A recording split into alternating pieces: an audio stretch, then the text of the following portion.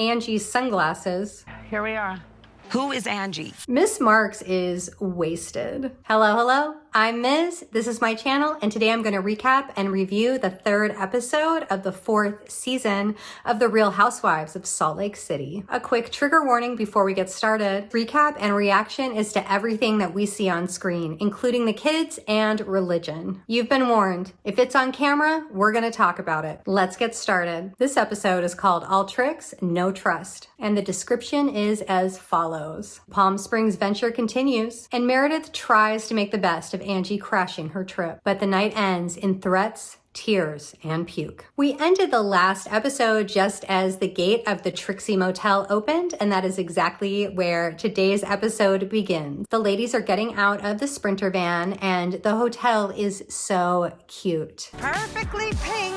It is Instagram ready, pink everywhere, covered in flamingos. The pool is the focal point. It just looks dreamy. Trixie has done an excellent job of transforming that property. Everyone loves it. Mary understands nothing but cautiously accepts Trixie. Is the hotel named after her? Trixie announces Whitney and Angie. Hi. Meredith and Heather are not happy about Angie. Angie? Meredith says it's rude that Whitney invited a guest. I think it's rude that Meredith didn't. Mary has no idea who Angie is. Who is Angie? Rooms are assigned, Trixie departs, and the ladies scatter to settle in. Lisa, Angie, Angie's sunglasses, Here we are. and Whitney hang out by the pool. Well, I'm shocked that you wouldn't be included. Meredith books it over to Heather's room to gripe about Angie being there. Ill-mannered and rude. Meredith is saying that it's a mean girl move to bring an unwanted guest, and Heather is saying it's war, which seems a little dramatic. Salad is served. Mary wants to eat her salad alone, but she also wants to share her negative opinions on Whitney not flying in with them from across the pool. I'm just confused on what. Meredith hands out gift bags to everyone but Angie K. Angie K is working overtime for screen time, and she has a running commentary on every item in the gift bag. Then Meredith presents this dumb idea that everyone in the group pair off and pick out outfits for the other person in the pair. This is going to be weird. Heather's paired with Whitney, Monica's paired with Mary, Meredith is paired with Lisa, and Angie gets no one because she wasn't invited. She is going to pick her own outfit. Thank you very much. Before we can go shopping, of course, we have to gossip about Angie and Meredith's beef. Lisa, Angie, and Whitney are griping loudly, and Monica pokes her head into the room. Angie proceeds to start a fight with Monica for supporting Meredith. Angie states to Monica that she has just as much a right to be there as anyone else. I am not bothered by this because to me what it indicates is that she has been invited by production. This is a work trip, a cast trip. As I stated in my last recap, Meredith trying to ice out Angie is just bad form.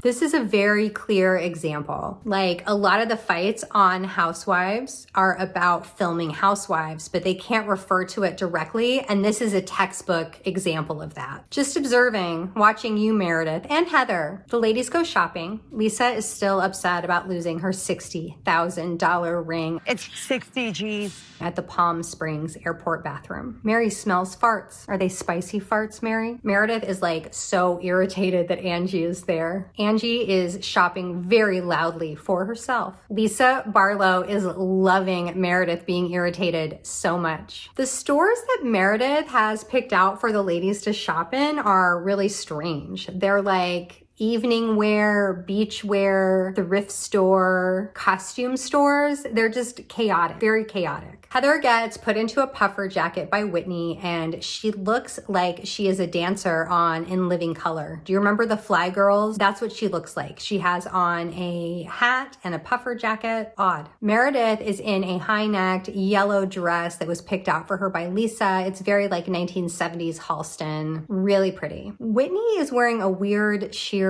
trench coat and a huge fascinator. She looks very odd. Lisa Barlow is basically naked. She is in a belly dancing sarong, a bikini top, and a sheer mesh shirt. She is naked with Birkenstocks on. Angie has dressed herself like a Greek goddess. She is wearing a flowing gold lame gown. Mary and Monica are the last to come out. Monica also has a huge fascinator on her head and is wearing jacket as a dress a la Erica Jane, and Mary has added a mustard-colored jacket to her outfit. The ladies pack back into the Sprinter van and head to dinner. The reality is starting to set in for Lisa Barlow that she is about to go to dinner in the nude. She looks up the restaurant on her phone, sees how nice it is, and totally panics. I personally would be pretty pissed. Meredith picked out her outfit. Meredith knew what the restaurant was. She made these reservations for the group. Lisa dressed Meredith in like a beautiful evening gown that was appropriate for their activity. And she, the person that picked out the restaurant, stuck her in a sarong covered in coins. Mary makes a lot of sense when she says, Lisa, whoever put you in that outfit does not like you. For once, Mary is the least confused. Espresso martinis are ordered. A heat lamp is turned on. Tacos are on the way. Cheers are cheered to fresh start. Whitney suggests a getting to know you game where they go around the table and share facts about themselves. This is a boring game. All of these games suck. Meredith spent time in Palm Springs as a child. Whitney writes poetry. Heather is a birder. Mary used to have a bird. Mary's a loner. We get flashbacks of Mary sitting on her own and being grumpy with the group when asked to participate. It is delicious. Angie shares that she's actually quite sensitive. Lisa Barlow shares that she got her ears double pierced. Monica uses her time at the table to call everyone else boring and to complain about their boring facts.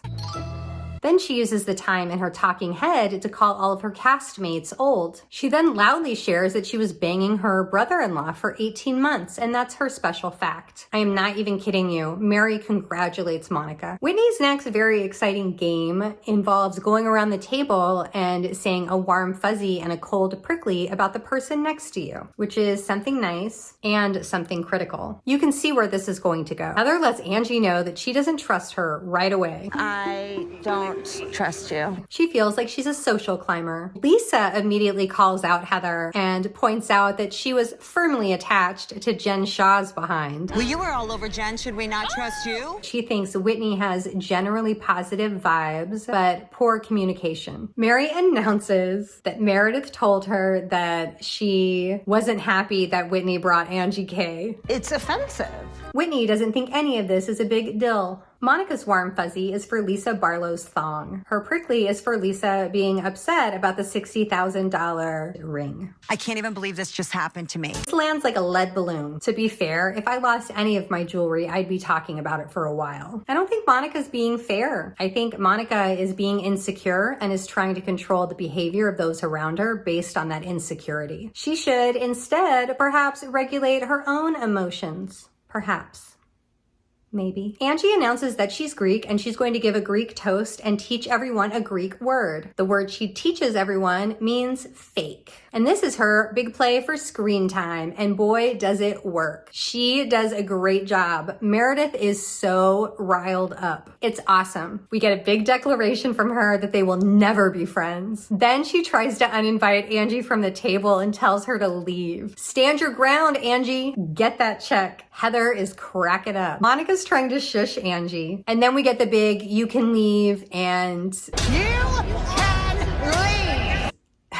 Meredith requests security. It's great. She goes up to their poor little waiter and tries to get him to kick out Angie. Then Meredith loses it over kids dying in hospital somewhere and leaves her own dinner party. Lisa kindly walks her out, naked through the restaurant. Meredith completely loses it and ugly cries. Lisa tries to calm her down, and then Meredith threatens to expose Angie's marriage. She slurs about rumors and nastiness and the husband. Miss Marks is wasted. Lisa points out that Meredith has excluded people before and it's been hurtful to the group. Meredith stumbles back to the table. Angie apologizes. Meredith bursts into tears and rants a little bit, and everyone stumbles to the Sprinter van. Meredith continues to slur and talk and make no sense. And then she says she has something traumatic that she can't share. It makes zero sense. Heather is beyond wasted and beyond the spins. You can see her on camera and I really, really feel for her. She is having a tough time. Whitney points out that Meredith always announces a crisis when she feels attacked and doesn't lead to any sort of conflict resolution. Meredith leaves the van and everyone stumbles after her except for Whitney and Mary, who stay in the van to fight, and Monica, who stays to watch them. Heather is just holding her head in her hands at this point and like wishing she had never had any espresso martinis,